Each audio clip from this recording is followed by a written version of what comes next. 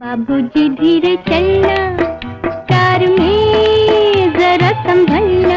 अरे जाने कहाँ मेरा जिगर गया जी, अभी अभी यहीं था किधर गया जी। ऐ दिल मुझे बता दे, तू किस पे आ गया है।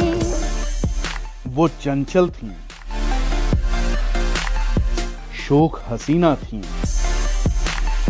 वो कौन है जो आकर ख्वाबों पे छा गया है। उनकी आवाज और अंदाज में शोखी थी, शरारत थी। ऐ दिल मुझे बता दे, तू किस पे आ गया है। वो कौन है। उनकी दिलकश आवाज में एक तरफ प्यार का एहसास और अल्हड़ मदमस्ती थी, तो दूसरी तरफ विरह की वेदना और जुदाई की तड़प थी।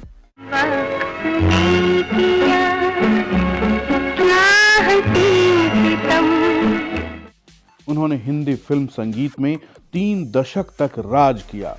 फिर दुश्वारियों का ऐसा दौर आया कि लोगों ने पहचानने तक से इनकार कर दिया।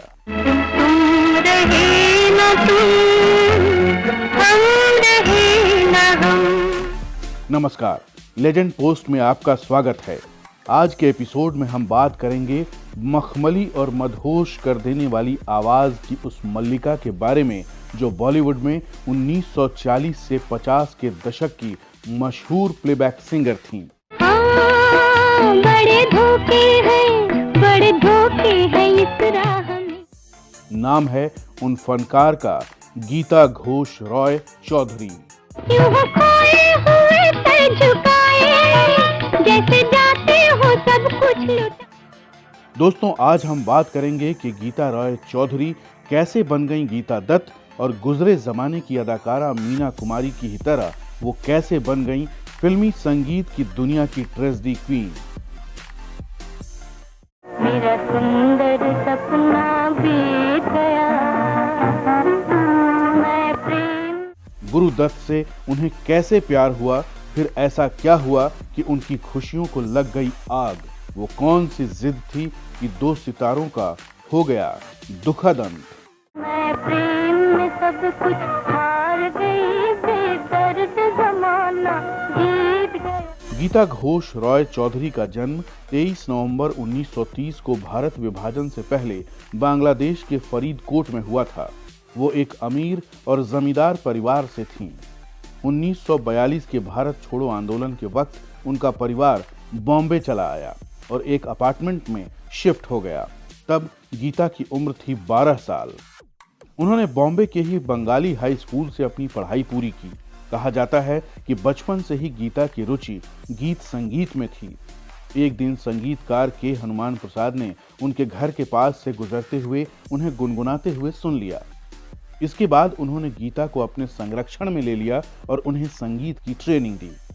बाद में उन्होंने 1946 में भक्त प्रहलाद फिल्म में गीता को एक कोरस में 2 लाइन गाने का मौका भी दिया।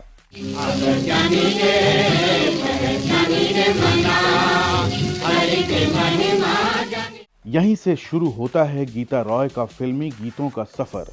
उन्हें पहली सफलता 1947 में फिल्म 2 भाई से मिली, जिसमें उन्होंने संगीतकार एस.डी. बर्मन के साथ काम किया था। इन दोनों की जोड़ी ने इस फिल्म में कई सफल और हिट गीत दिए। मेरे पिया तो बसे पर देश रे है, बसंत रुत क्यों आई। 1950 तक आते आते गीता रॉय हिंदी फिल्मों की मशहूर गायिका बन चुकी थीं। वो शमशाद बेगम, सुरैया, राजकुमारी, जोहरा अंबाले वाली की कतार में आ खड़ी हुई थीं। कुछ सालों बाद जब लता मंगेशकर ने प्लेबैक सिंगिंग की दुनिया में हलचल पैदा की, तब गीता रॉय ही थीं जो डटकर बुलंदियों पर चमक रही थीं। उन्होंने कई संगीतकारों के साथ कई अद्भुत गीत गाए। उन्होंने बुलो सी रानी के संगीत निर्देशन में फिल्म जोगन में गीत गाए, तो ओपी नैयर के निर्देशन में फिल्म आर पार में जब बाबूजी धीरे चलना गाया, तो वो आशिकों की धड़कनों का मधुर गीत बन गया। बड़े धोखे हैं इस राह में। गीता रॉय ने ओपी नैयर के संगीत निर्देशन में ही जब फिल्म मिस्टर एंड मिसेज 55 का मशहूर गीत गाया, तो वो प्रेमी प्रेमिकाओं के बीच के अंताक्षरी का युगल गीत बन गया। इस डुएट में उनका साथ दिया था सुरों के सरताज मोहम्मद रफी ने। जाने कहाँ मेरा जिगर गया जी, अभी अभी यहीं था किधर गया जी। गीता दत्त ने फिल्म हावड़ा ब्रिज में भी ओपी नैयर के संगीत निर्देशन में उस वक्त की सुपरहिट अदाकारा मधुबाला के लिए चंचल शोक हसीना का चुलबुल अंदाज परोसते हुए जब मेरा नाम चिन चिन चू गाया तो दर्शकों ने उसे बेशुमार पसंद किया। मेरा नाम चिन चिन चू बाबा चिन चिन चू, रात चांदनी में और तू। ये गीत गीता की करुणा और विषाद की जानी पहचानी शैली से हटकर था, जो उल्लास और उमंग का संदेश देता है। ये बात भी सच है कि गीता दत्त की शोक और मद भरी आवाज का बेहतरीन इस्तेमाल ओपी नैयर ने ही किया था। गीता ने हेमंत कुमार के संगीत निर्देशन में फिल्म आनंद मठ, साहिब बेबी और गुलाम में भी सुपरहिट गीत गाए। या सो जिया में समाए गयो रे कि मैं तन मन। गीता दत्त ने एस.डी. बर्मन द्वारा कंपोज किए गए करीब 75 गीत गाए हैं, जिनमें 43 सोलो थे। उन्होंने करीब 1400 हिंदी गाने गाए, लेकिन एस.डी. बर्मन के साथ उनकी जुगलबंदी लाजवाब रही। दोनों कलाकार बंगाल से ही थे। गीता रॉय ने एस.डी. बर्मन के संगीत निर्देशन में सभी शैलियों और भावनाओं को समाहित करते हुए फिल्म दो भाई, बाजी, प्यासा और कागज के फूल जैसी मशहूर फिल्मों में अपनी आवाज दी। तकदीर से बिगड़ी हुई तकदीर बना ले, तकदीर बना ले। दोस्तों, आकर्षक व्यक्तित्व और मधुर आवाज की धनी गीता रॉय के जीवन में गुरु दत्त का प्रवेश उस समय हुआ जब सिने जगत में वो बुलंदियों पर थीं, जबकि गुरु दत्त मुकाम बनाने के लिए संघर्ष कर रहे थे। इन दोनों का परिचय एक पार्टी में सुपरस्टार देवानंद ने कराया था। तब गीता रॉय इतनी ऊंचाई पर बैठी थीं कि गुरु दत्त जैसों की उन तक पहुंच बमुश्किल थी। गीता स्टार सिंगर थी और तब तक हिंदी, बांग्ला समेत कई भाषाओं में 400 से 500 गाने गा चुकी थीं। उनकी शोहरत का अंदाजा इसी बात से लगाया जा सकता है कि गीता उस वक्त लिमोजिन कार में घूमती थीं। ये तो बाबूजी पहला कदम है, नजर आते हैं अपने पराए। देवानंद ने जब दोनों की दोबारा मुलाकात करवाई तो वो साल था 1951। तब देव आनंद फिल्म बाजी बना रहे थे। उसे डायरेक्ट कर रहे थे उनके दोस्त गुरु दत्त। बाजी गुरु दत्त की बतौर डायरेक्टर पहली फिल्म थी। इस फिल्म के एक गाने की रिकॉर्डिंग बंबई के महालक्ष्मी स्टूडियो में हो रही थी। गाना था तदबीर से बिगड़ी हुई तकदीर बना ले और इसे गा रही थीं 20-21 साल की युवती गीता रॉय। तकदीर से बिगड़ी हुई तकदीर बना ले, तकदीर बना ले। इस फिल्म और इसके गीत ने सिने और संगीत जगत में तब तहलका मचा दिया। इसके बाद ही दोनों कलाकारों के बीच प्रेम ने पीएं भरनी शुरू कर दी। दोनों के बीच प्यार की पाती का सिलसिला चल पड़ा और दोनों साथ साथ लॉन्ग ड्राइव पर जाने लगे। मस्ती भरा तराना यूं रात गा रही है, आंखों में नींद। गीता बंगाल के कायस्थ परिवार से थीं, जबकि गुरुदत्त कर्नाटक के पादुकोण ब्राह्मण परिवार से थे। दोनों के माता पिता इनकी शादी से असहमत थे, लेकिन धीरे धीरे जब गीता ने गुरुदत्त के बॉम्बे के माटुंगा स्थित घर आना जाना शुरू किया तो पारिवारिक रिश्ते सहज हो गए और दोनों के माता पिता ने शादी करने की इजाजत दे दी। गुरुदत्त के माता पिता ने पहले ही गीता जी को अपने परिवार के सदस्य के रूप में स्वीकार कर लिया था।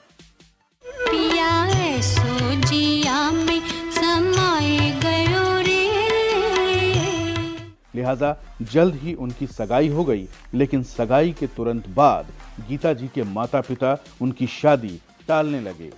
चूंकि गीता उनकी इकलौती कमाऊ संतान थीं, इसलिए उन्हें डर था कि उनके सामने रोटी का संकट आ सकता है। आखिरकार 1953 में दोनों की शादी बंगाली रस्मों रिवाज से हो गई।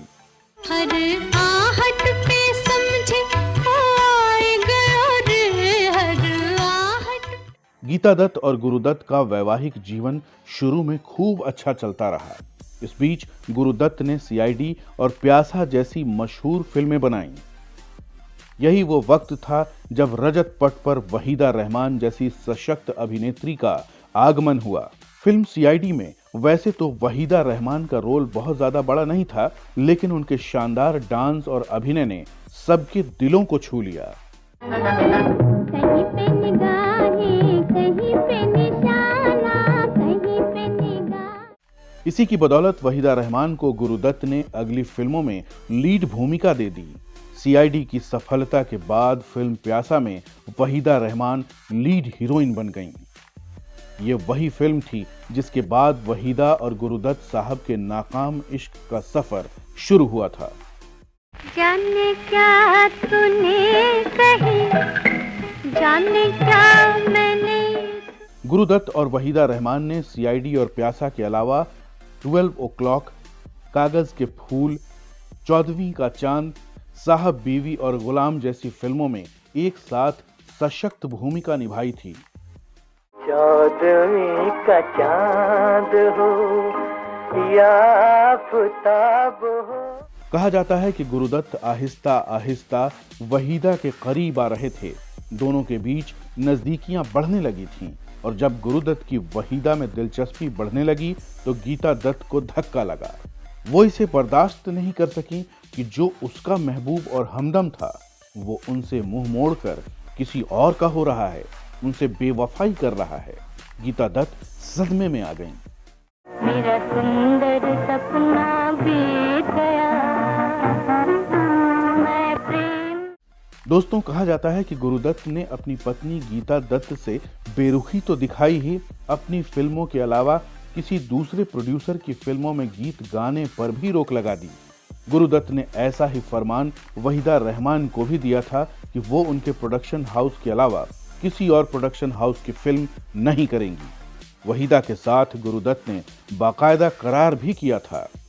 गुरुदत्त अक्सर अब घर से बाहर रहने लगे थे और गीता घर में अकेले बच्चों के साथ घुट रही थीं। अब वो टूटने लगी थीं। आँखें असुवन में डूब गई, हंसने का जमाना बीत गया। दोस्तों, 1957 में गुरुदत्त ने गीता को फिल्म गौरी में बतौर अभिनेत्री भी लॉन्च किया था, लेकिन फिल्म पूरी नहीं हो सकी। इसी साल गुरुदत्त और गीता दत्त की शादीशुदा जिंदगी में दरार आ गई और दोनों अलग अलग रहने लगे। कुछ सालों बाद जब वहीदा ने गुरुदत्त का करार आगे बढ़ाने से इनकार कर दिया तो गुरुदत्त को धक्का लगा। इसके बाद अपना घर बचाने के लिए 1963 में गुरुदत्त ने वहीदा का साथ छोड़ दिया। पत्नी बच्चों से दूर रहना और वहीदा का साथ छूट जाना गुरुदत्त से ये सब बर्दाश्त नहीं हो पा रहा था। हारकर गुरुदत्त ने अपनी 2.5 साल की बेटी से मिलने की इच्छा गीता दत्त के पास रखी, लेकिन गीता जिद पर अड़ी रही। वो उनके पास लौटने को तैयार नहीं थी। इसके बाद उन्होंने नशे की हालत में ही अपनी पत्नी को अल्टीमेटम दिया, बेटी को भेजो वरना तुम मेरा मरा हुआ शरीर देखोगी। वहीदा के बाद गीता दत्त की जुदाई से भी गुरुदत्त टूट गए और उन्होंने खुद को शराब के नशे में डुबो दिया। 10 अक्टूबर 1964 को नींद की गोलियों का ओवरडोज लेने की वजह से उनकी मौत हो गई।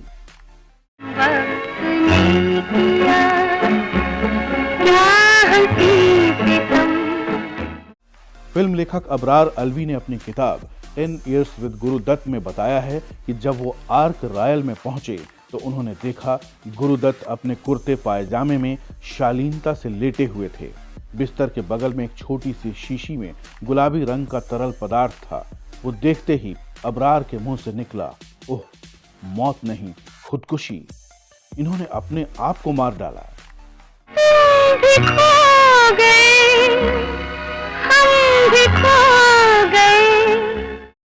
दोनों के नजदीकी दोस्तों का कहना है कि गुरुदत्त की लाश के निकट पत्थर की बुत सी बनी गीता दत्त ने अपनी ननद से कहा था कि शायद इसके लिए भी आप लोग हम ही को दोष देंगे। कहा जाता है कि गुरुदत्त की मौत के बाद गुरुदत्त फिल्म्स के कलाकारों का वेतन देने के पैसे नहीं थे। तब गीता दत्त ने अपने गहने बेचकर सभी स्टाफ का बकाया भुगतान किया था। अब गीता के दिन फिर चुके थे। कोई भी उनसे गीत नहीं गवाना चाहता था, इसलिए गीता ने छोटे छोटे बच्चों को पालने के लिए मंच पर गाना शुरू कर दिया था और जब वो एक मंच पर गाने पहुंची तो लोगों ने पहचानने से भी इनकार कर दिया। कसम तुम्हारी मैं रो पड़ूंगी, रो पड़ूंगी। इसे कुदरत का करिश्मा ही कहा जाएगा कि फिल्म साहब बीवी और गुलाम में छोटी बहू का चरित्र निभाने वाली मीना कुमारी और उनके दर्द को अपने गीत न जाओ सैया छुड़ा के बैया में अपनी सशक्त आवाज देने वाली गीता दत्त ने भी गुरुदत्त की मौत के बाद अपने आप को नशे में डुबो दिया। ट्रेजेडी क्वीन मीना कुमारी की ही तरह उन्हें भी लीवर सिरोसिस की बीमारी हो गई। इसके बाद वो बीमार रहने लगी और आखिरकार 20 जुलाई 1972 को गीता दत्त की करुणापूर्ण और दुखद मौत हो गई। एक राह पर चल के 2 कदम